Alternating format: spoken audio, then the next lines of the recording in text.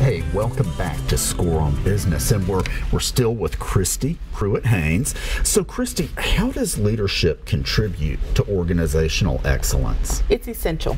It's essential. A lot of people really think the leader is the one who does the work sometimes. Oftentimes they're the ones who set the agenda and then set the course on how things are going to get done, and then they get out of their way.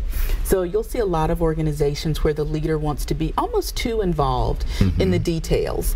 And when that happens, they aren't free to then work on the strategy, to work on what are they going to do 12 months, 18 months out. So the true job of a leader is to inspire and develop their team so they can then do their best work and give them the room to do that.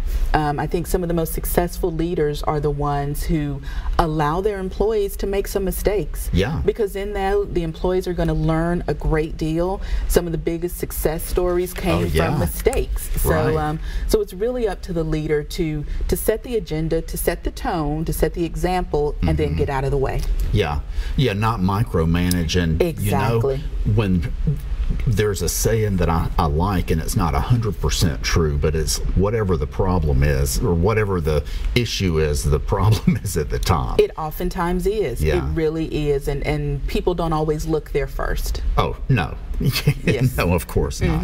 So what contributes to culture in a culture of organizational excellence? Yes. So a lot of people don't think about the importance of culture when determining either the type of organization they want to work for, or the type of the organization they want to create. If a mission statement is the what that an organization does, the culture is the how. So what you reward and how you treat your employees really affects how long that employee wants to stay with you and how clear the goals are. Oftentimes you'll see companies where the mission statement says we are team first, we're all about our employees, but then the employee benefits, the way they treat employees, the way they talk to them, etc., doesn't support that. So it leaves the team members feeling a little confused on how should I actually behave? Is it about teamwork or is it every man, woman, and child for themselves? So the really successful organizations, those that really approach excellence, are the ones where the culture, so the how, really matches what it is they're saying and what they say their goals are.